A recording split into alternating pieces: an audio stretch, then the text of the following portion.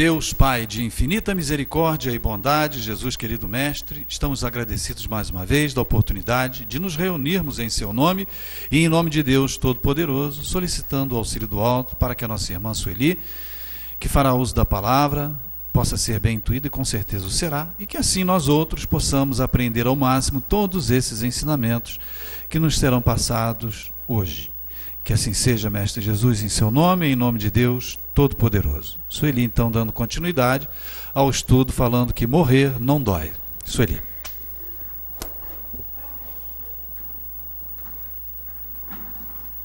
Uma boa tarde para todos nós. Eu coloquei esse título me inspirando aqui na resposta dos espíritos para o retorno da vida corpórea à vida espiritual. É esse o título que vocês vão ler aqui no Livro dos Espíritos, do capítulo em que nós estamos estudando, né? Então, retorno da vida corpórea à vida espiritual. E a gente está nessa parte aqui da separação da alma e do corpo. E vamos logo, assim, sequência, porque já está na última questão, praticamente, dessa separação da alma do corpo, entrar em perturbação espírita. E na semana que vem, nós vamos entrar no capítulo 4º, que é a pluralidade das existências, e a primeira abordagem dos espíritos sobre isso é falando da reencarnação. Aí há quem diga assim, meu Deus, falar de reencarnação num centro espírita parece chover molhado, né? Até parece, né? Mas não é assim, não. As pessoas têm muitas dúvidas sobre essas questões da reencarnação e às vezes a gente vai estudando, já não passa pela questão e não vê, às vezes, um detalhe importante. Então é o que nós vamos tentar fazer aqui, abordar esses detalhes importantes sobre a questão da reencarnação. Bem, então, estamos abordando esse retorno da vida, que também não é muito fácil para o espírito. Olha, não é fácil para o espírito encarnar e também não é fácil desencarnar. São sempre situações complicadas, não pelo fenômeno em si, mas pela nossa inferioridade. Nós somos espíritos inferiores. Então, pela nossa inferioridade, desencarnar e reencarnar é complicado. É complicado reencarnar porque a gente sabe que a gente não vem para cá fazer turismo, a gente vem para cá resgatar nosso passado, reajustarmos-nos com as leis de Deus, né? Com aqueles que estão sendo atraídos por nós pela nossa escolha que fizemos e também pelas situações em que nós nos colocamos nesse mundo. Então, não é fácil reencarnar. Fizemos aqui uma abordagem domingo e abordamos, inclusive, essa rogativa do espírito ao reencarnar através do Salmo 23, porque ele é isso, né? Ele é uma rogativa para que o espírito faz a Deus quando ele reencarna. E não é fácil. Tanto que, nesse salmo aí, tem um verso que nós pedimos as provações e as expiações, quando reencarnamos, fizemos a escolha de provas, né? E nesse salmo, Davi, num verso, ele ressalta isso aí, né? Quando pede a Deus, preparas-me uma mesa diante dos meus adversários. Unge a minha cabeça com mel, com óleo, e eu transbordarei de júbilo. Quer dizer, ele pede ali a aprovação, né? Reforça isso, pedindo a aprovação e a expiação nessa preparação da mesa diante dos adversários. Esses adversários são uma metáfora generalizada. É para doenças, para problemas morais, problemas materiais, espíritos, todos. Então, diante daquilo que eu tenho que resgatar, né? Diante das minhas provações e expiações. Então, o espírito sabe que é muito difícil. Mas voltar também é. Voltar também é, Porque quando a gente chega no plano aqui material, a gente não lembra com clareza de todas as escolhas que fizemos. E as nossas escolhas, a nossa interpretação aqui no mundo foram ruins. Tanto que as pessoas brincam e falam assim, mas eu não podia ter feito essa escolha. Eu não pude ter sido burro bastante para ter feito essa escolha para mim. Só que a gente tem aquela ideia de que a gente vem para o mundo fazer coisas que realmente a gente não veio para isso. E aí eu vou trazer aqui uma pesquisa que já veio várias vezes para cá, mas nessa abordagem sobre reencarnação, vamos relembrar uma pesquisa que a doutora Ellenbach, parece, não tenho certeza se o nome dela é esse, mas acho que é. Ela fez um estudo com muitas pessoas, né? Eu acho que sobre hipnose, talvez, não tenho certeza, o que você veio fazer aqui, nesse mundo. Né? E não tem essa de vir me divertir, vir ficar rico, não tem nada disso. É justamente o contrário disso tudo. Mas quando a gente está aqui, a gente mas eu pedi essa vida miserável que eu tenho. Eu pedi casar com fulano, beltrano ou ciclano. Pediu, entrou na fila para isso. Entrou na fila. Olha, quando a gente pensa... Eu sempre comparo a escolha das provas numa situação aqui no mundo material, uma situação de desespero, né? Que podem ser muitas na parte moral e material. Mas digamos aquela pessoa que está se roendo com uma cólica renal. Quem já teve sabe como dói. A bichinha dói, hein? É um transtorno na hora da crise mesmo. Aí não tem aquele medo de nada, a gente vai para qualquer vai para qualquer açougueiro aí para ver se ajuda a melhorar, porque a gente fica cheio de dedo procurando, né? Um médico especialista disse daquilo, não, esse aqui não fez isso, aquele não, quando a gente tem escolha. Na hora dessa crise, a gente baixa em qualquer lugar aí, UPA, enfermaria, seja lá o que for, pode ter medo do que for, que agora não é mais assim, mas tinha um exame que apertava a gente, assim, né, para fazer, que era horrível, que ninguém queria fazer. Aí tem, não entro nesse negócio aí, nesse túnel aí para fazer esse exame. Nessa hora a gente faz tudo. A gente toma a injeção do tamanho que for, a agulha do tamanho que for, a gente bota o braço lá e não quer saber, porque a dor é grande. Aí, eu acho que deve ser parecido com isso.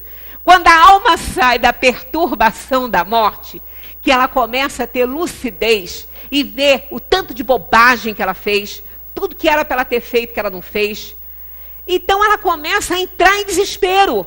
Ai, meu Deus, eu botei a perder uma encarnação, por que eu fiz isso? Por que eu fiz isso com fulano? Por que eu não fiz dessa forma?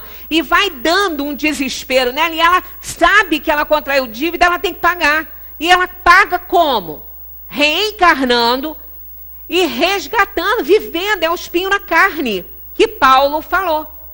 Né? Que a gente sente o espinho na carne.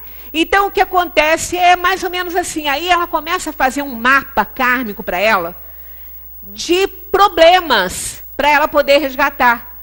Porque ela entra no desespero, vê a felicidade dos justos. E ela pensa, eu também quero.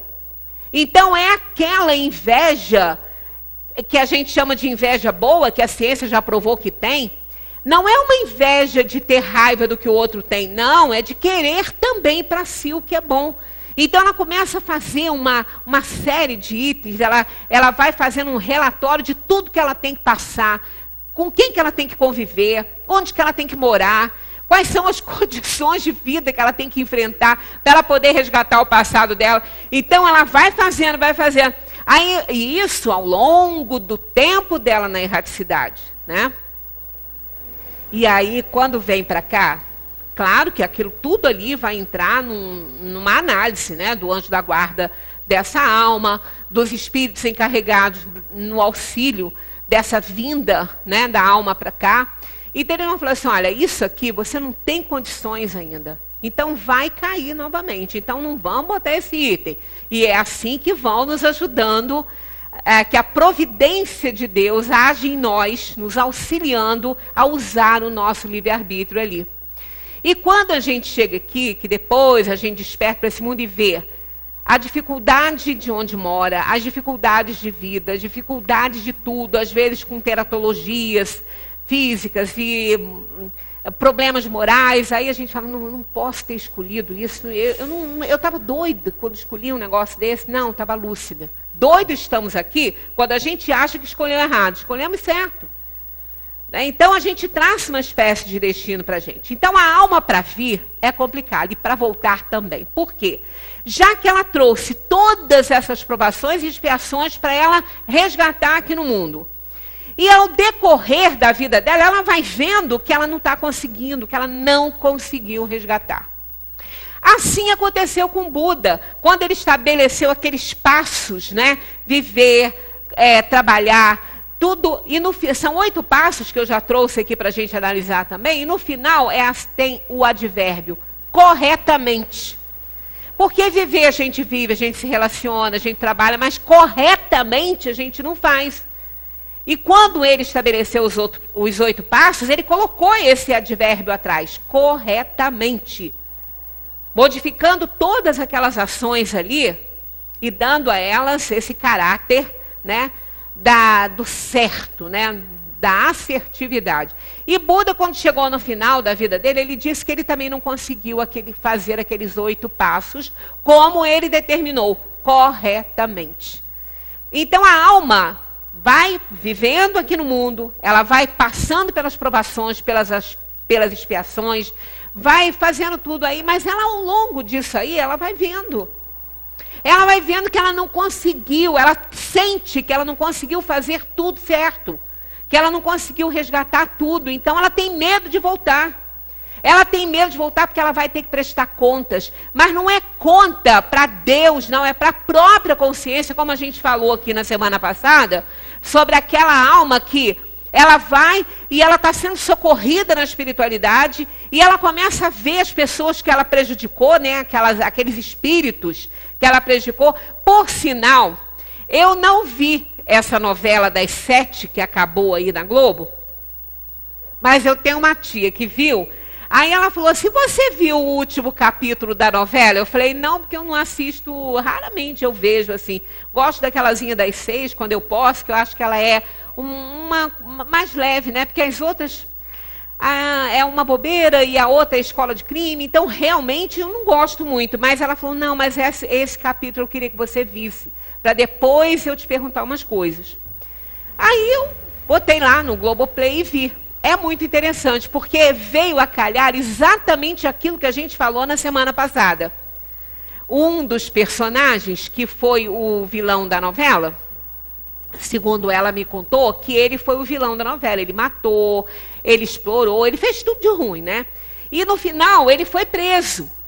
Aí quando ele briga lá, porque ele acho que não era, pelo que eu vi ali, parecia que ele não era normal mesmo, né? Era só mal, não. Acho que ele era, sei lá, psicopata ou demente, alguma coisa assim. Aí ele há uma briga lá, ele vai para a solitária. E quando ele entra naquele espaço lá, que ele fica bem isolado, aí ele deita. Eu ainda falei assim, parece até o espírito chegando na espiritualidade. E falando assim, ai, agora eu vou descansar. Quando ele pensa nisso, começam a aparecer todos os personagens da novela que foram vítimas dele. Aí aparece os que ele matou, os que ele prejudicou, aparece aquilo ali. E ele fica num desespero e começa a gritar para tirarem aquelas pessoas dali. Aí ele se vê sozinho, ele viu que não tinha ninguém ali. Era a mente dele. Então aquela encenação ali foi muito próxima da realidade da alma no retorno da vida corporal. Ela não, às vezes pode até acontecer, como eu mostrei, indiquei o filme Linha Mortal, que também aborda isso, em 2 casos, né, para 2 médicos são 4 médicos que fazem essa experiência. Então, para 2 médicos, eu acho que eles encontraram realmente com os espíritos. Mas os outros 2 não, porque os outros 2, aquelas almas que parece que apareceram ali atormentando, quando eles estavam emancipados do corpo, elas estavam encarnadas. Então não eram espíritos atormentando ele, era a cabeça dele. Então ficou muito claro isso, né? E foi muito interessante, porque realmente esse que é o grande medo que a gente tem. A gente tem medo de como a gente vai reagir quando sair daqui, como que a gente vai fazer para se libertar do corpo. Então são os temores da morte. Então não é o fenômeno em si. Por isso eu coloquei o título desse estudo aqui, que tem várias terças, né? 3 ou 4 terças, que é morrer não dói. Que na verdade não é o fenômeno que faz doer, né? É a nossa situação. Como nesse slide aqui, é importante a gente ver isso, ó.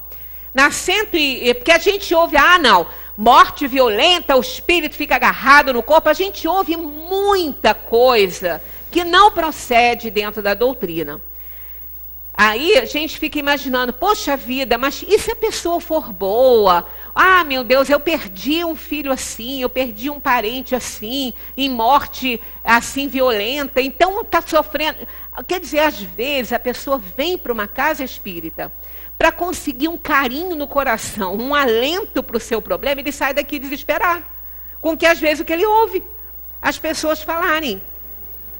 Não existe regra para isso, não existe nada que seja comum a todos em todas as situações. Existem algumas coisas que não vão fazer sofrer mais ou menos se ele for mais ou menos evoluído. Agora, não é bem assim, a gente precisa interpretar direitinho isso. Então, olha só, na morte violenta ou acidental, quando os órgãos ainda não se debilitaram pela idade ou pelas doenças, a separação da alma e a cessação da vida se verificam simultaneamente. Então, olha o que eles respondem. Geralmente é assim, mas em todos os casos, o instante que os separa é muito curto.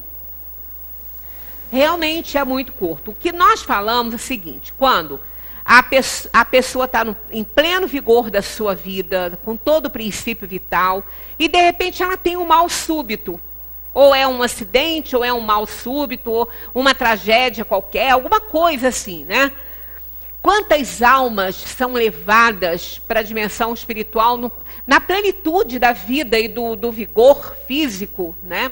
Nas tragédias, num desastre de avião, como lá em Brumadinho, né? Como nessas tragédias agora acontecendo com esses fenômenos da chuva.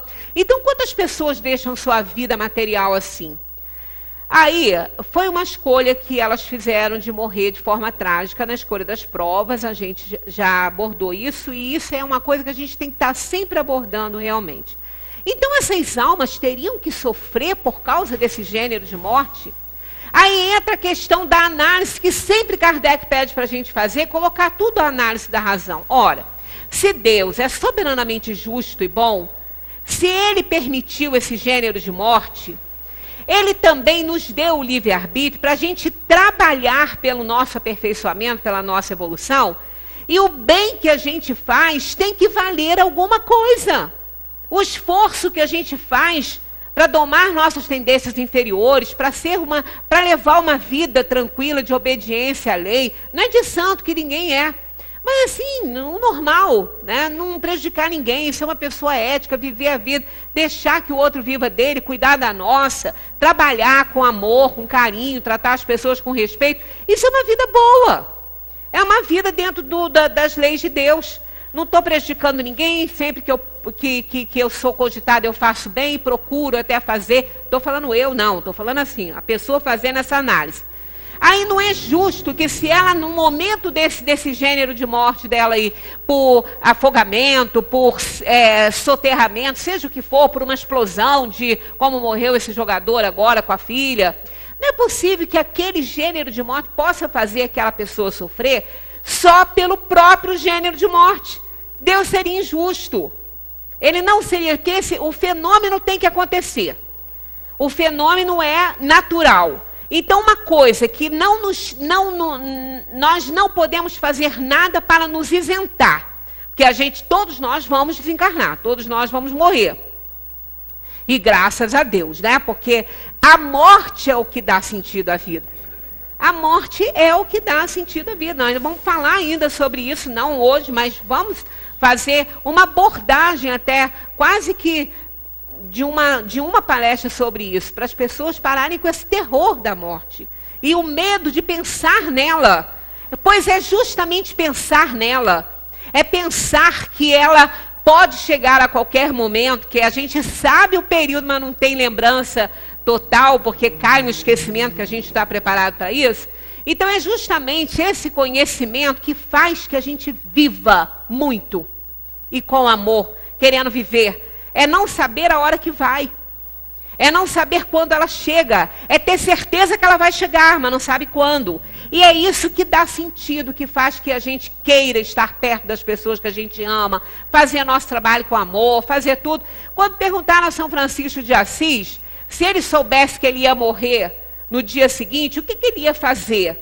Aí ele estava plantando no jardim dele, quando fizeram essa pergunta, ele falou assim: eu continuaria plantando meu jardim com muito amor. Então, porque realmente a vida ela é feita assim, de momentos, a gente veio para dar certo, não foi para a gente entrar aqui e cair em desespero. Né? Então a alma, ela vai ter o seu momento de partir, obrigatoriamente. Aí não seria justo isso fazer dor. Né? Isso fazer sofrer. Então não é isso que faz. Está aí a resposta dos espíritos, olha só. Geralmente é assim, mas em todos os casos, o instante que os separa é muito curto. Isso significa que não importa a quantidade de princípio vital, não importa. O espírito vai se desligar rapidamente do corpo. Por quê? O que o liga ao corpo é o perispírito. É aquele aglomerado eletromagnético que faz o acionamento dos filamentos nervosos do corpo físico. Morto o corpo, o perispírito não tem mais como acionar, não tem mais como transmitir impressões para o corpo e transmitir sensações do corpo para o espírito, que esse é o trabalho dele. Não tem mais condição. Então, houve a ruptura, separou. Mas um detalhe, aqui estamos falando da ruptura material. Isso é que causa muita confusão.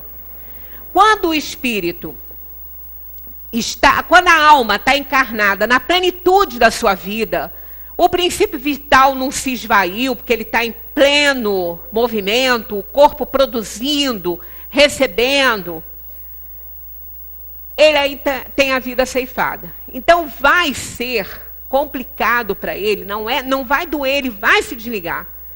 Mas, às vezes, por conta dessa plenitude da vida, ele está muito agarrado ao corpo físico. Ele está muito imantado, ligado ao corpo físico.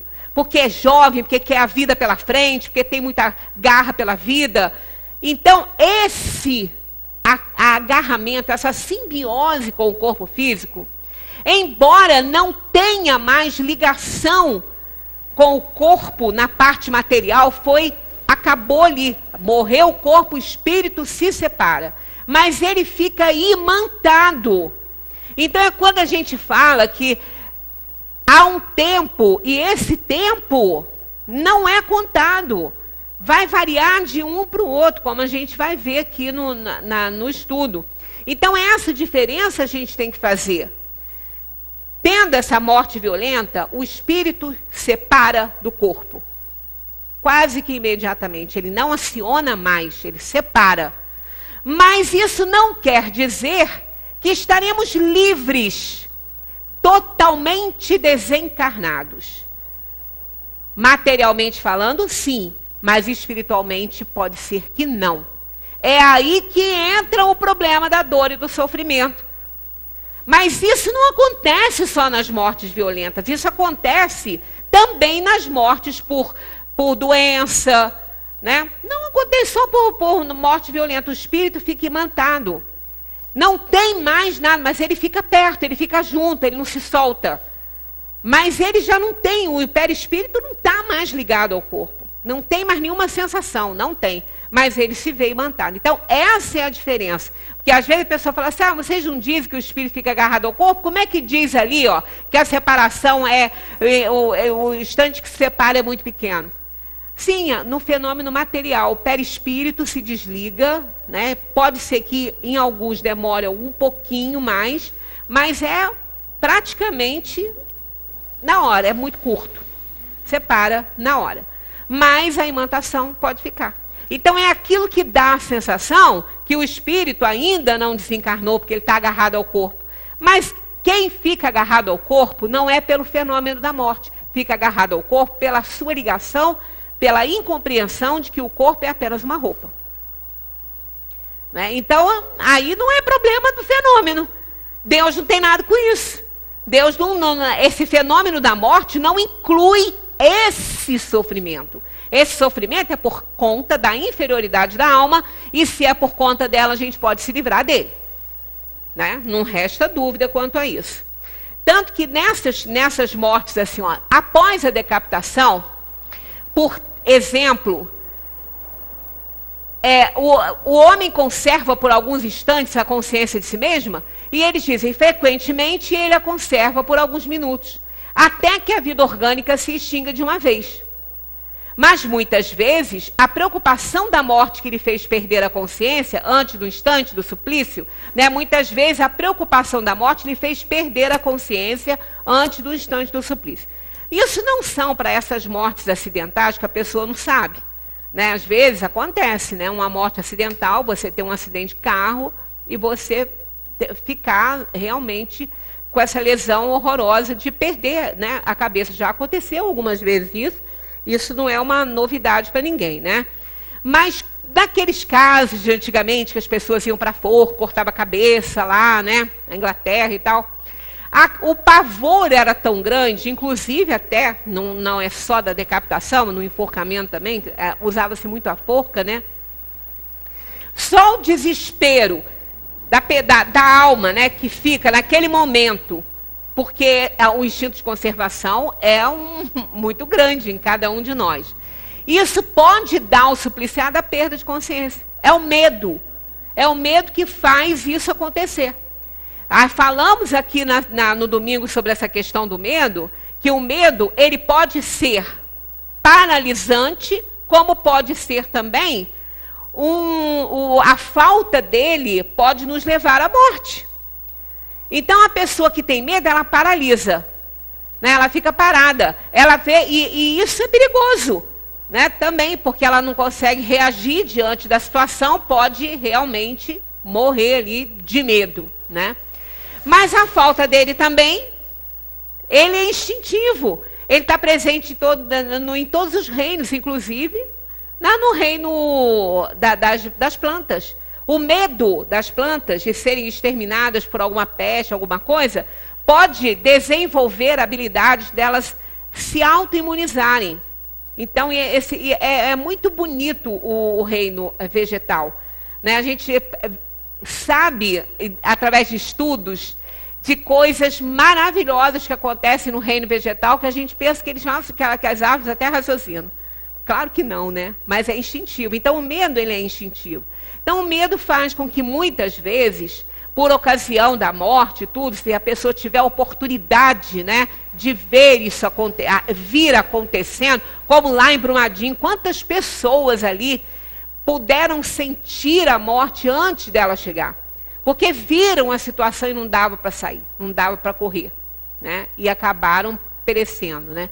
Então, pode ser que nesse momento, o medo faça que elas nem sintam o que está acontecendo. É onde entra aí a parte instintiva, quando a razão às vezes fala que o instinto nos ajuda a acertar, e também a providência divina, se você não tiver que passar por aquilo ali.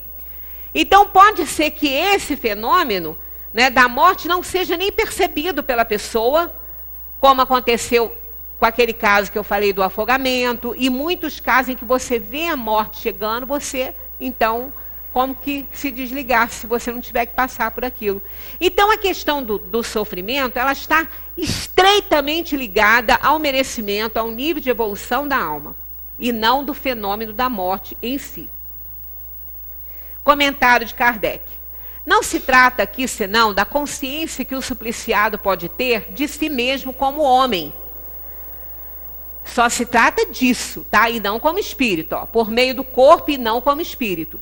Se não perdeu essa consciência antes do suplício, ele poderá conservá-la por alguns instantes, mas de duração muito curta.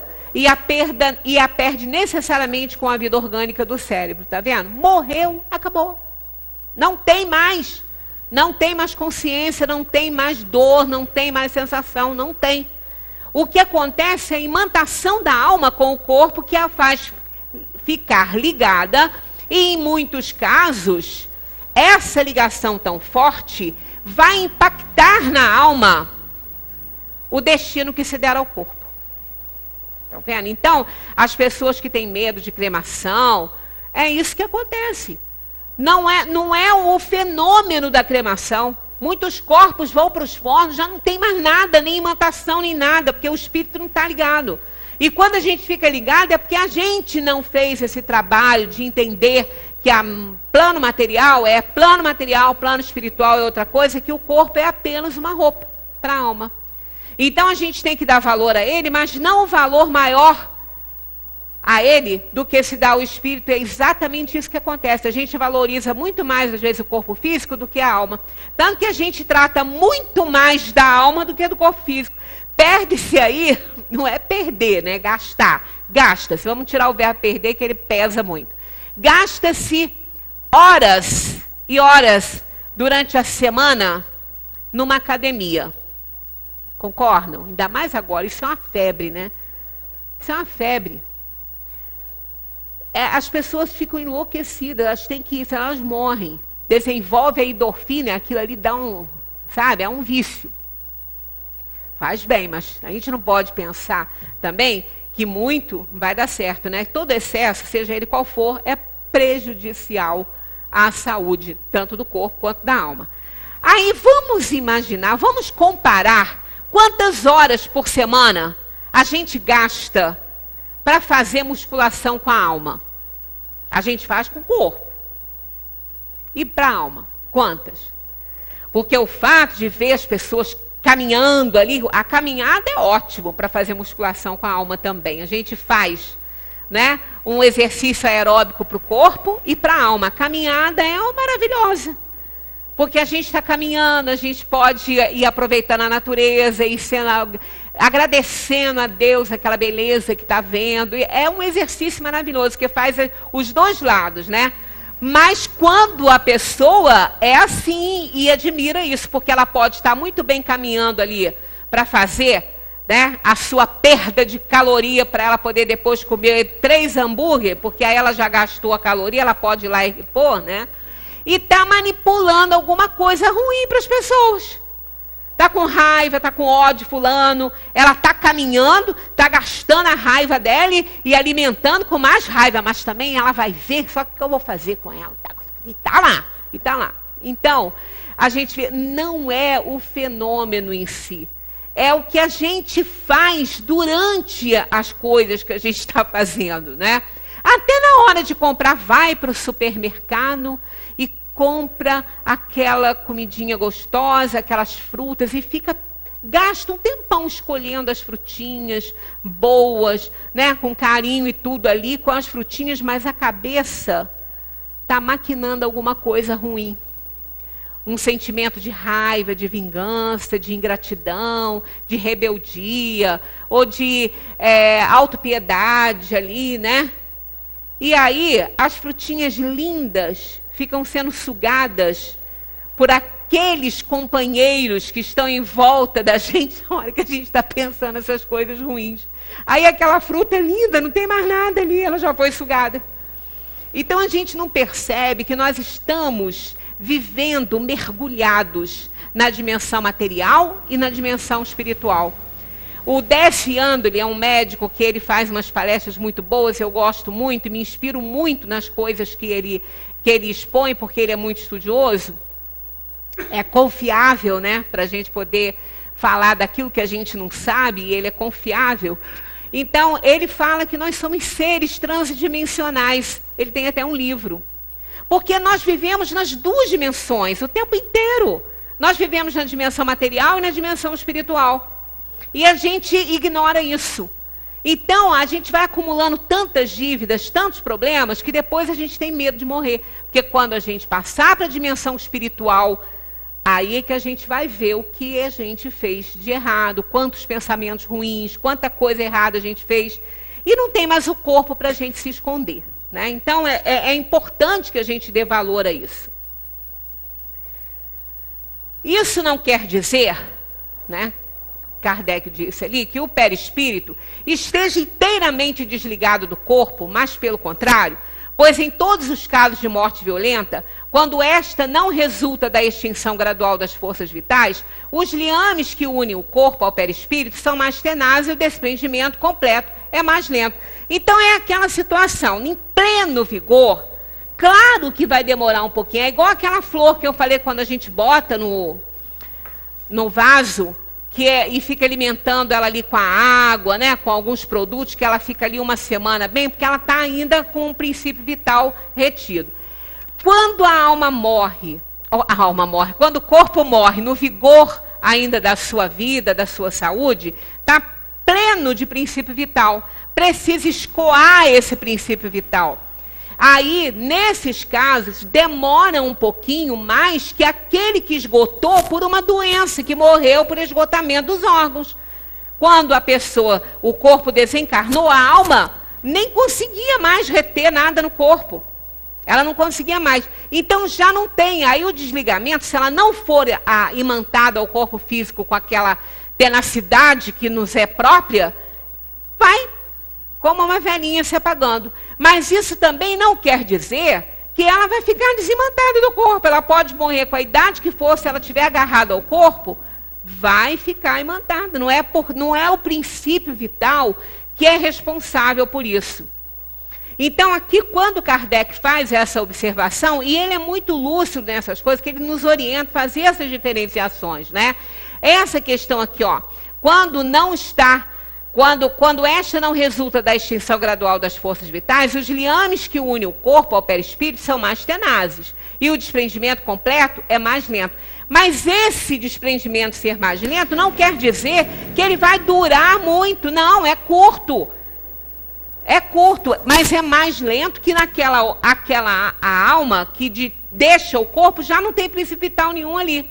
Então, os espíritos encarregados desse trabalho, eles fazem esse desligamento.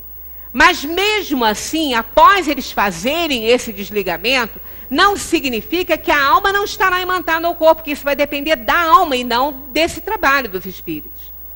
E isso não demora muito.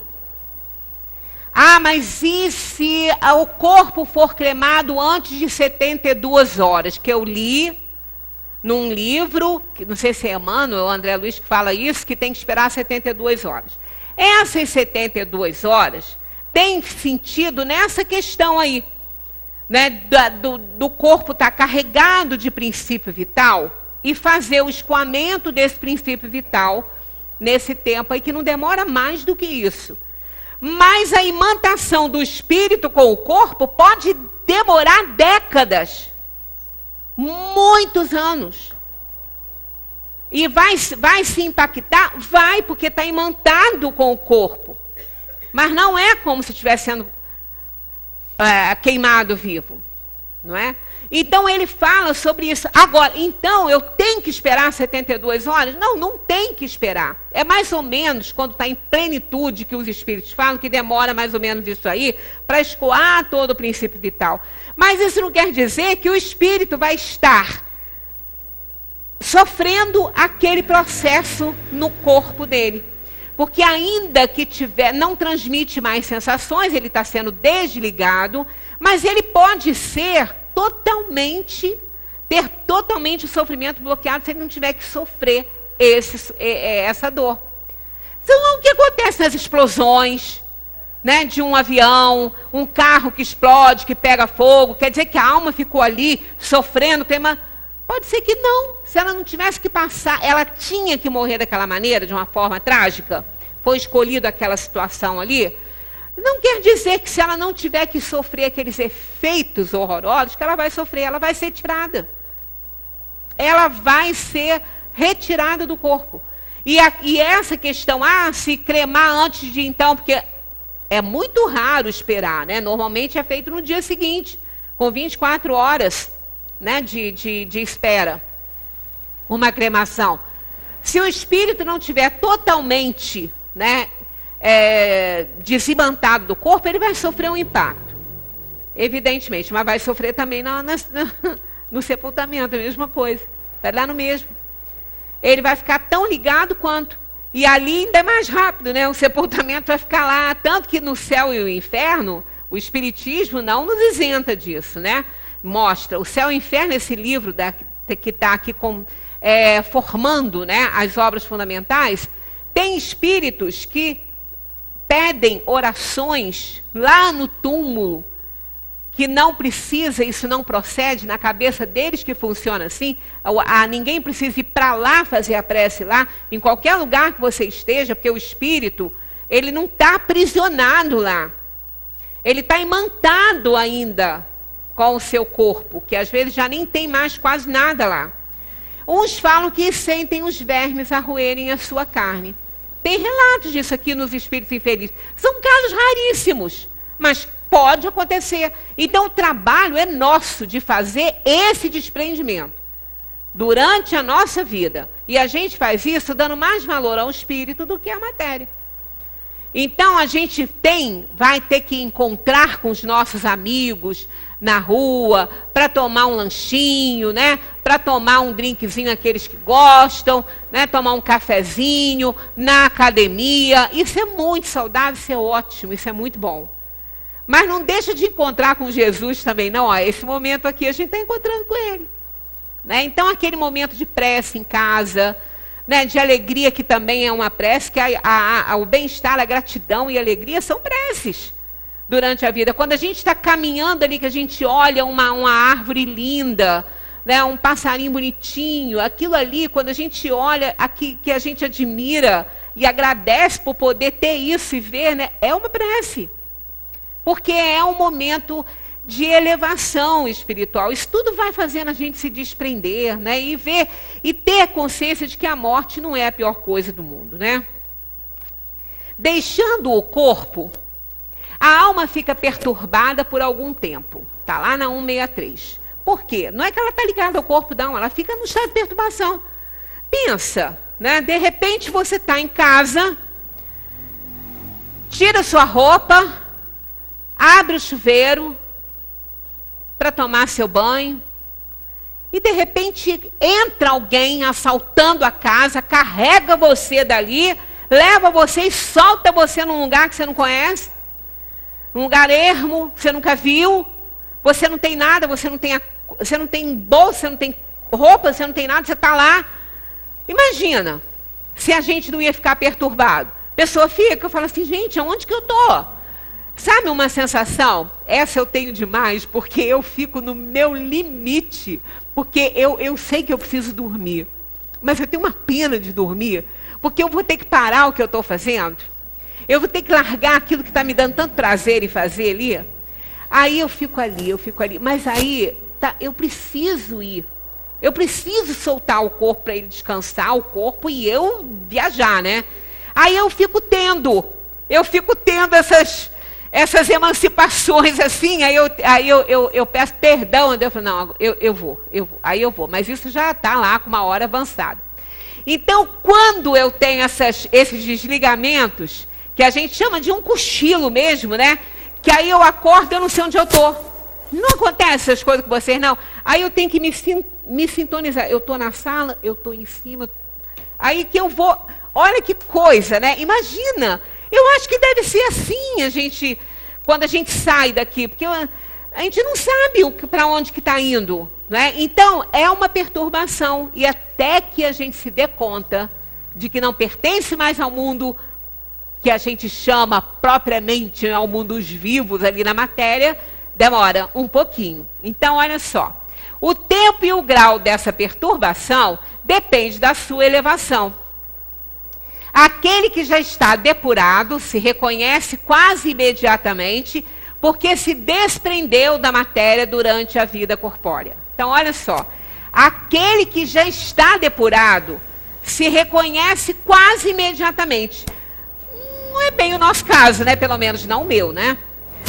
O de vocês não sei. Porque se desprendeu da matéria durante a vida corpórea. Enquanto o homem carnal, cuja consciência não é pura, conserva por muito mais tempo a impressão da matéria. Então, tá ou não está ligado a nós isso? Isso, nós é que podemos trabalhar. Se a gente se desprender, a gente não vai ter esse desconforto. Rapidamente a gente vai perceber, né, como aquele caso que eu contei dessa senhora que fez parte lá do trabalho de Edivaldo, e quando desencarnou, ela não conseguia ver que era ela. Ela via que o corpo estava ali, mas ela não achava que ela estava morta. Dentro da urna, já, né, depois do sepultamento, é que ela começou a perceber, eu falei, ué, mas cadê todo mundo, né, que estava junto com ela, né? E aí ela começou a sentir cheiro das flores, deteriorando ali, e um espacinho apertadinho. Aí ela lembrou, aí ela começou a lembrar as crianças chorando em cima do corpo dela na cama, e muitos amigos se abraçando. Ali que ela caiu, ela falou assim, morri. Aí ela se deu conta, aí uma luzinha que ela começou a perceber, começou a tomar uma forma, um rosto, que era a irmã Liebe, que era uma irmã que fazia parte do evangelho, quando ela fazia lá na Mansão do Caminho. E que estava ajudando ela o tempo todo, só que ela não tinha acordado. Então isso é rápido. Não foi uma coisa demorar, tanto que ela começou a sentir o cheiro das flores, quer dizer, não demorou uma semana para ela ver isso. Logo, ela percebeu que estava num lugar diferente. Porque ela entendia isso. Quem não entende, fica perdido, não sabe para onde que está. Às vezes a gente recebe aqui na nossa reunião mediúnica espíritos para se comunicarem que não sabem o que aconteceu com eles. Aí o doutrinador pergunta, ele não sabe dizer. Ele falou assim, o espírito fala, eu não sei. Eu estou sozinho, eu estou perdido, eu não consigo voltar para casa, eu não sei onde eu estou.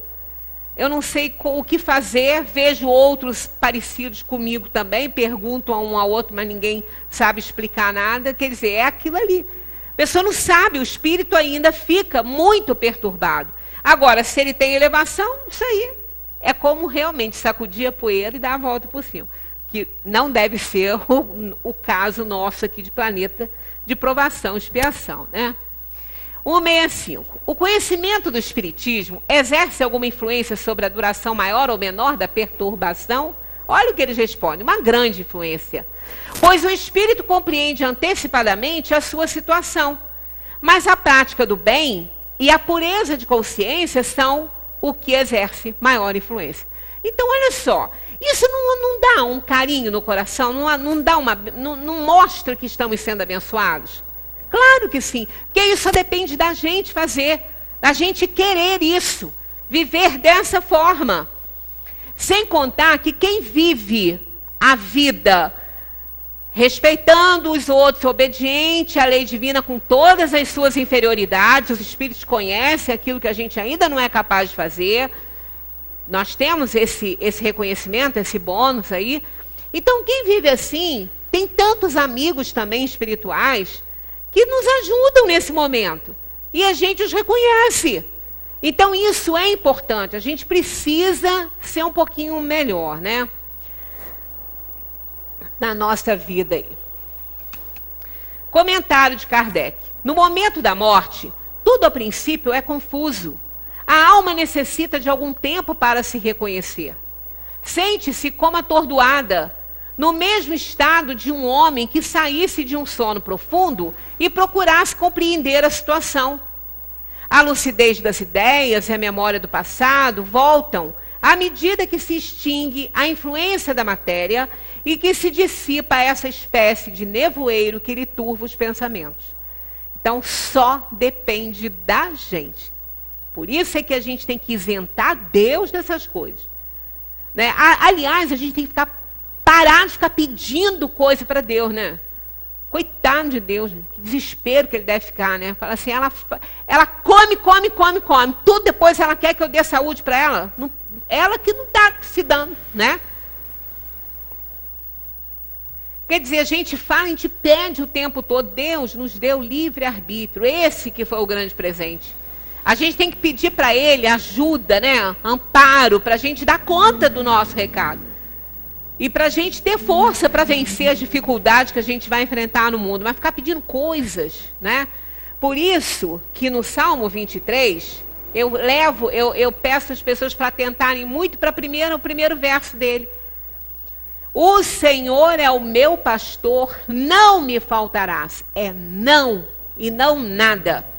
Porque o que eu peço ali é para Ele não me faltar, não são as coisas. Se Ele não me faltar, eu vou ter tudo. Eu vou poder fazer tudo. Se Ele não me faltar, é igual aquela criança que ela pode não ter nada. Ela pode ter, mas se ela tem o pai ali do lado dela e a mãe, e o pai, que são os responsáveis pela criança, ela se sente segura, ela não tem medo de nada. Ela sabe que se ela tiver um frio, o pai vai botar um agasalhinho, a mãe também, uma fome, o pai vai dar alguma coisinha, a mãe também. Então é assim.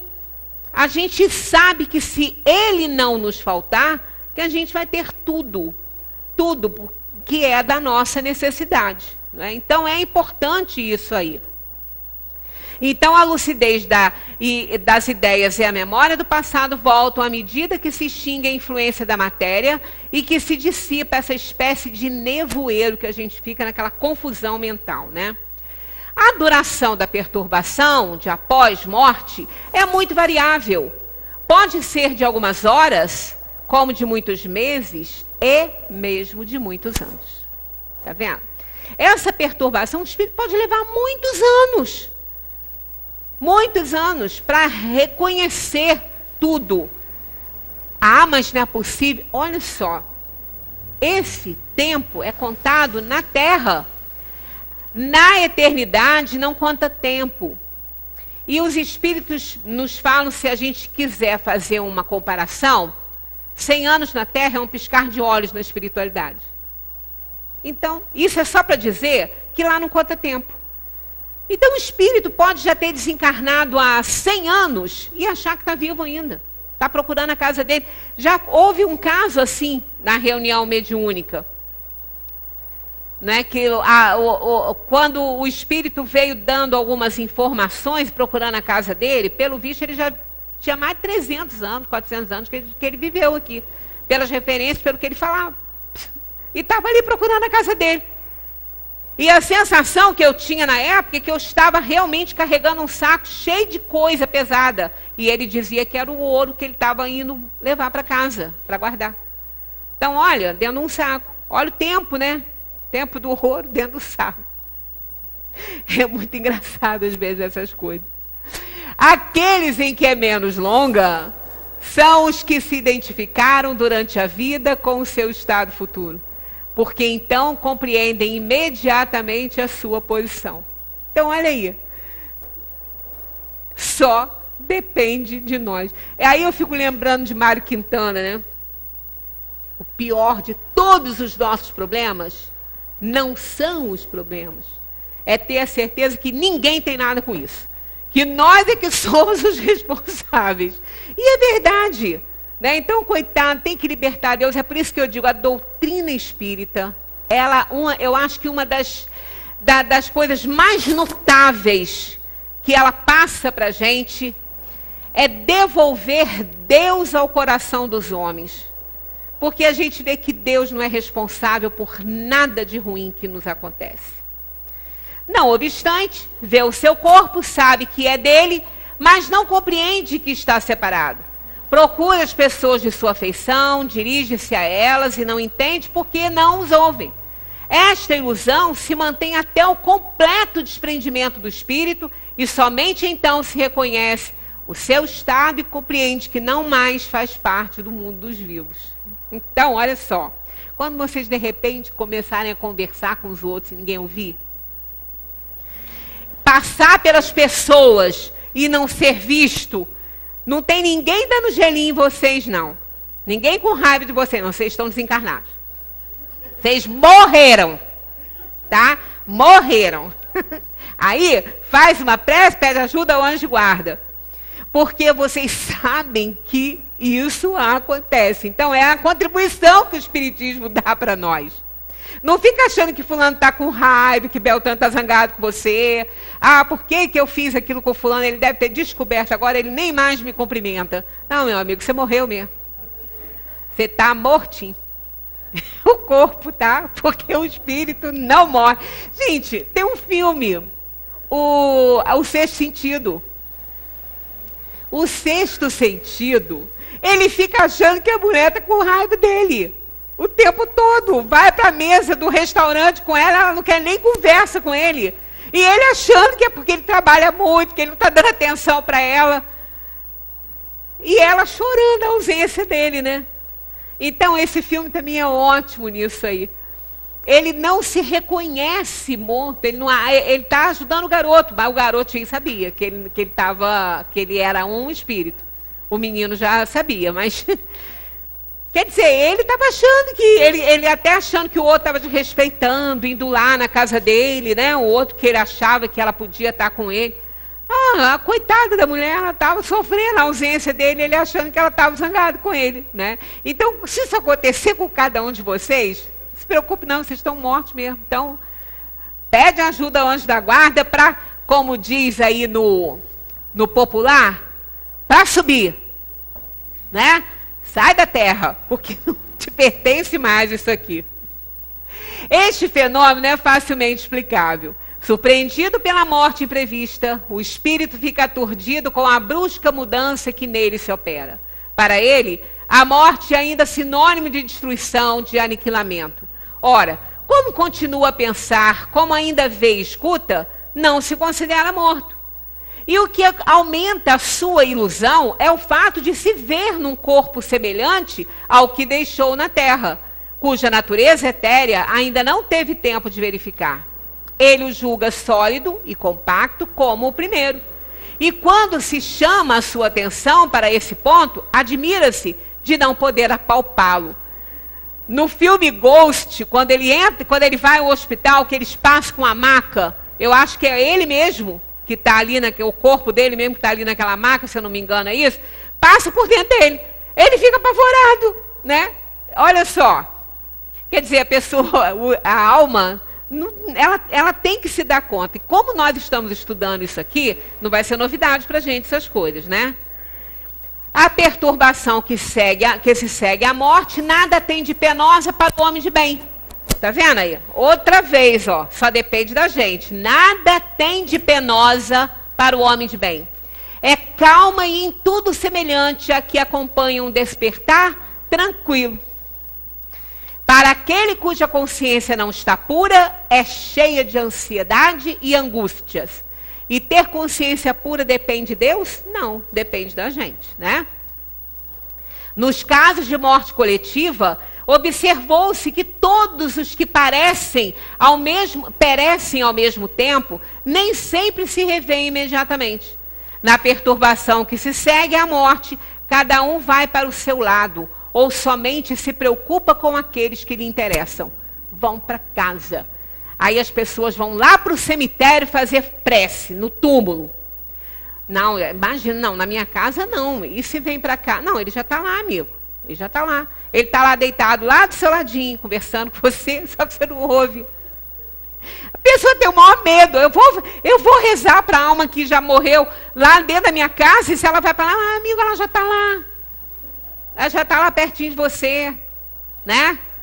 Não adianta você tirar a sua cama de casal, botar uma asinha mais estreita, não, que ele deita pertinho de você. Juntinho ali, né? É muito engraçado que as pessoas morrem de medo de ver. Por quê? Tem tanto medo de uma pessoa que se amou, né? As pessoas dizem, não. Ó, depois que for, ó, o contrato foi até que a morte os separe. Por favor, separou, hein? Não vem, não. Não vem que não tem. Então a gente acha graça, mas é assim que acontece.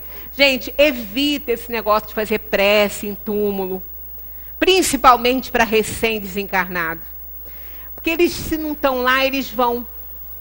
E vai ficar vendo aquele espetáculo horroroso lá de decomposição do corpo. Façam isso não. Isso aí é triste. Depois que já passou, tudo bem, para cuidar do que está ali, porque tem que cuidar, né? Tem túmulo, né? Tem que cuidar. Mas recém-desencarnado é uma crueldade fazer isso com a alma. Porque se ela não tiver muita evolução, ela vai junto com a gente para lá. Ela está lá na casa da gente, ela vai para lá. Né? Aí, coitados, é triste. Agora, se já tem evolução, não vão nem ligar para aquilo ali, não estão imantados. Mas se não tem, o problema fica feio, né? Façam em casa a prece, num jardim bonito. Ofereçam flores plantadas, elas têm ali aroma, princípio vital, é vida, que eles admiram, é beleza. Então, isso a gente pode fazer prece para quem já desencarnou em qualquer lugar. Não importa, porque eles estão junto de nós, porque ou nos amam ou nos odeiam. Num lado, de uma forma ou de outra, a prece vai ser sempre muito bem-vinda. Para a gente encerrar, vamos repetir o Invisíveis Mais Ausentes de Vitor Hugo, que é belíssimo, né? A morte não é o fim de tudo. Ela não é senão o fim de uma coisa e o começo de outra. Na morte, o homem acaba e a alma começa. Que digam esses que atravessam a hora fúnebre, a última alegria, a primeira do luto. Digam que não é verdade.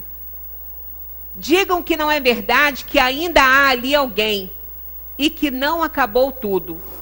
Tem um ponto de interrogação aí que não está muito bom, não. Eu sou uma alma.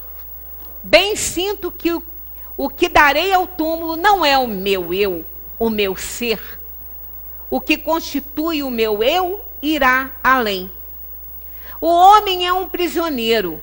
O prisioneiro escala penosamente os muros da sua masmorra. Coloca o pé em todas as saliências e sobe até ao respiradouro. Aí olha, distingue ao longe a campina, aspira o ar livre, vê a luz. Assim é o homem. O prisioneiro não duvida que encontrará a claridade do dia, a liberdade. Como pode o homem duvidar se vai encontrar a eternidade à sua saída? Por que não possuirá ele um corpo sutil, etéreo, de que o nosso corpo humano não pode ser senão um esboço grosseiro? A alma tem sede do absoluto, e o absoluto não é deste mundo. É por demais pesado para esta terra. O mundo luminoso é o mundo invisível. O mundo do luminoso é o que não vemos. Os nossos olhos carnais só veem à noite. A morte é uma mudança de vestimenta. Eu sou uma alma bem... Não, já passou. A alma que estava vestida de sombra vai ser vestida de luz. Na morte o homem fica sendo imortal. A vida é o poder que tem o corpo de manter a alma sobre a terra, pelo peso que faz nela. A alma é uma continuação para além da... A morte, perdão, é uma continuação para além das sombras. Estende-se o brilho da eternidade.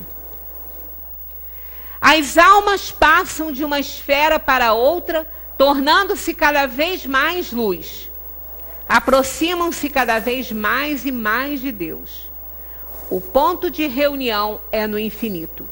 Aquele que dorme e desperta, desperta e vê que é homem. Aquele que é vivo e morre, desperta e vê que é espírito. Belíssimo, não é isso, né? Então é isso. Não vamos ter medo da morte, não. Porque a morte é o que dá sentido à vida. E se a gente fizer as coisas um pouquinho melhor do que a gente faz, a gente não vai ter problema nenhum. Porque morrer não dói. Muita paz para todos.